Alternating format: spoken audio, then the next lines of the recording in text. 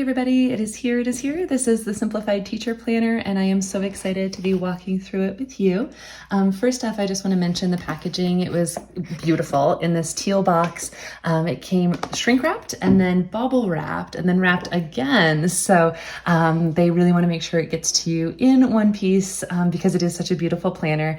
There are gold coils on the side and then these gold corner protectors. It's a very thick hard cover. There is only one color choice, but for me, I love it. It's navy, and I think a pretty sort of neutral but also colorful design. There's a great pocket right here on the inside. And again, it's a really thick and nice sturdy cover. The paper itself is somewhat textured and nice and thick, not super textured, but there's a little bit of give to it. And you open it up here, a nice intro from the founder and also the director. And here we go. The first spreads. I know that this has been used or approved or designed by a teacher because of the way that these initial spreads go. It's so user-friendly. So there's an about me over here on the left and then also on the right. The left, underneath all of just the name and grade and room number, has 3 goals. And I love this either for personal goals or for the goals that you will be getting observed on throughout the year. I know our district does that, and they are pretty specific. So I think this would be a great place to jot that down. There are some login info resource sections over here for you, and then just a small section down here to track your professional development during the year.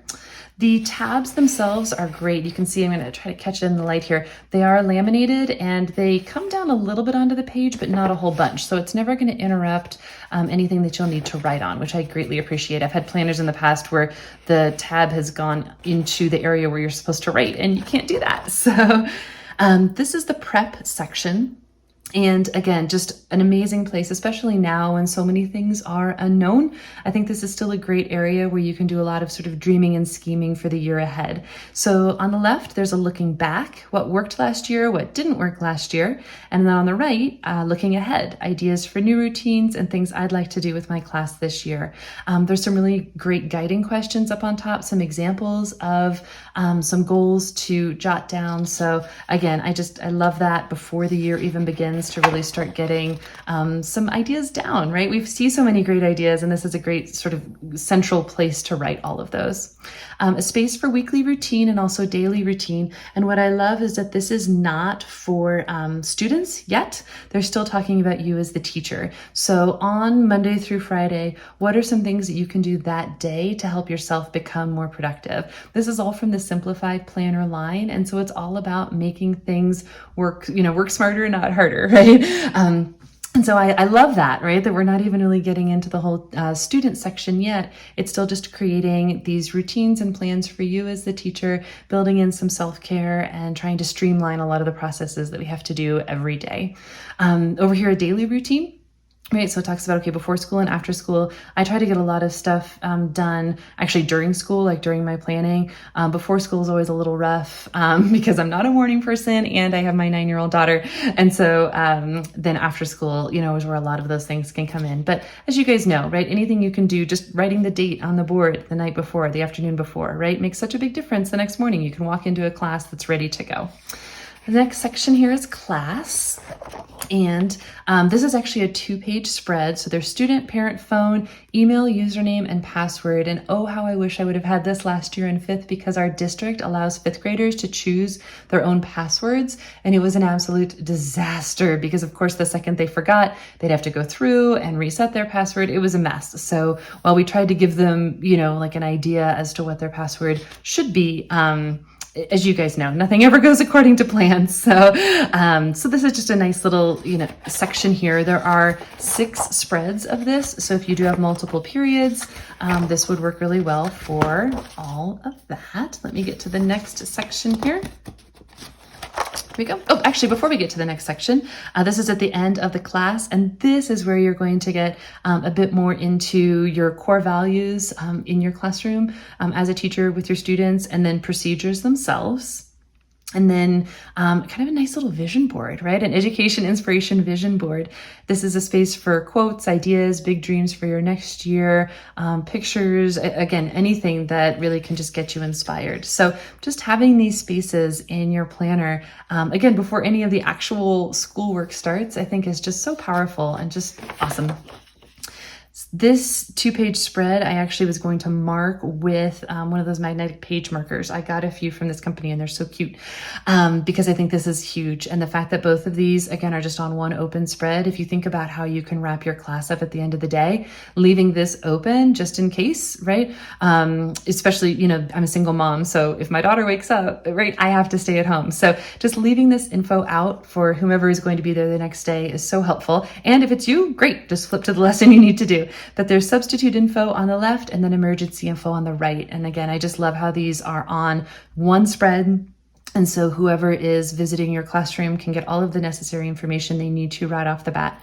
There's a helpful hands, medical info, and transportation section, and then fire, tornado, and lockdown. So again, just kind of further proof that this was used and designed, I feel, by a teacher because this is just a really helpful section.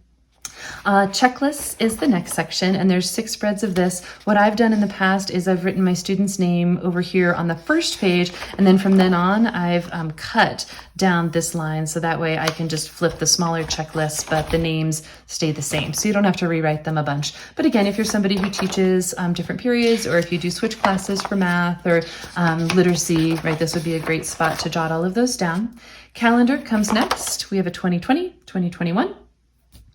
And some holidays, 2020 and 2021. Here's the school year overview and the daily overview. The school year overview I'm kind of used to having on a full spread, 2 pages. So it's a bit tight just for what I like to write down because I like seeing everything that is going to happen. However, I will say I greatly appreciate that the school year overview starts in August because most school year overviews start in January and that does me no good. So by then we're halfway through the year. So I do love this. It definitely, again, is a bit more tight. So something to think about, but I do love that it starts in August. And then the daily overview, which again might be nice for a substitute or just as you're sort of thinking about the year, writing things down like what morning meeting looks like, what read aloud and snack looks like, just different things, just, I don't know, the time and activity. It's nice to have a bit more space to jot that down. There are notes at the beginning, which is another feature I love. Oftentimes notes will come at the very end of the planner. And so it's hard flipping all the way through, the entire year. This is a 12-month planner. It's August through July. So I like this at the front. These are all lined pages. And then there's a spot for the date up on the title bar. And after the lined pages comes grid pages. Right? And again, the title bar and a space for the date. This would be great for seating charts, room design, center organization, anything like that. So there's quite a few spreads of this. And then we get into August. So here's the monthly view. These are pretty standard throughout all of them. I'll show you that colors change with the tabs. So this color is the same as the tab color, but other than that, everything stays the same. A space for notes on the left. It starts on Sunday and goes through Saturday. So here's our week. I usually end up putting different notes over on the Sundays and Saturdays if I need to for the month because pretty focused on Monday through Friday. There's a simplicity tip at the top of each month. And then what I love, which is another feature I kind of never knew I needed until I see it here, and I'm like, yes, is they have last month and next month. I feel like a lot of monthly spreads only have the next month, but this is great because it has the last month as well. And I know we have to refer to, kind of the whole year as we're looking through things. Here are the weekly lesson page spreads. So these come right after the month. So it's not a separate section. There are 3 on each page. There is a few lines underneath the date itself. This is the color scheme throughout the entire planner. And you have some notes over here on the side. I love that these are lined. They're really lightly lined. They are not, not super heavy. So if you prefer something unlined, but I still like lines. And I love that there are clear delineations between the different subjects. Because if there's, I don't know, I feel like I'm one of those like turtles, right, that grow to the space of their little aquarium size. So that would be me. So I appreciate that there's, a specific place to start and stop for each of these. Here's September. You can see the tab is teal, the top is teal. Everything else stays the same, a new simplicity tip, and then you have August and October on the side. And then here we go, right? So I'm going to flip to October, which is green. Right? You can kind of see the lines through here. These month pages themselves, these month boxes are unlined, but you can kind of see it through there. November is yellow. December is pink. And January is sort of like a fuchsia red color. And then we go back to the navy again for February. These pages are really sturdy. This coil is very sturdy. Not having any difficulty flipping through and getting to the next month. And again, in between, right, they're all of the lesson pages themselves, right? So just wanted to make that known. And then May, June, and July. Again, this is a 12-month planner starting in August. And then you get to the end of July. Let me see here. Right, here we go. Voila. Now you have sticker pages, and these are lots of fun. They are quite small, which I like. It's hard to get tiny little stickers, and they're kind of a glossy finish, if you can see. So there's some tabs up here, and they have different foiled icons on them. There's star, heart, apple, and then a palm tree. I miss palm trees. Landlocked Colorados. We haven't traveled anywhere in a long time. Little arrows, some yay rounds, and then just multicolored dots here. And then down here, they're pineapple. This next one is different colored icon stickers. So, I mean, you can imagine there's, 5 of each, and there's a lot of different options. So that's nice.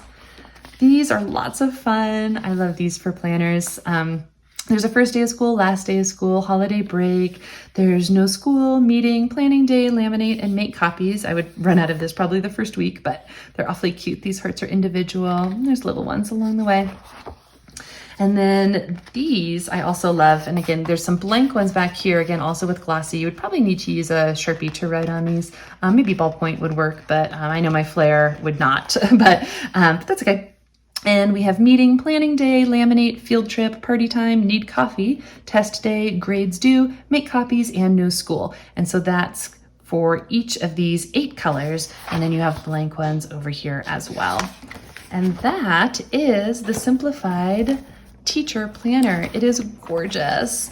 What I'm most excited about, besides just the simplicity of the layout and how much usable space there is this prep section here. When things like they currently feel, pretty out of control, out of our control at least, it's really nice to remember that, you are the teacher in your classroom, and your kids are going to be there every day in whatever classroom that's going to look like. And so, let's start thinking about our weekly routine and our daily routine for ourselves, right? Let's really take the time to self-care during this time. And then let's go to our values and procedures and think about the education inspiration before our school year begins. So I really love the positive and productive outlook of this teacher planner. Let me know if you have any questions. And if you've not ordered from Simplified before, there's a $10 off in the description. But yeah, go ahead and take a look. They have so many great things, and I am just so excited to be sharing this teacher planner with you.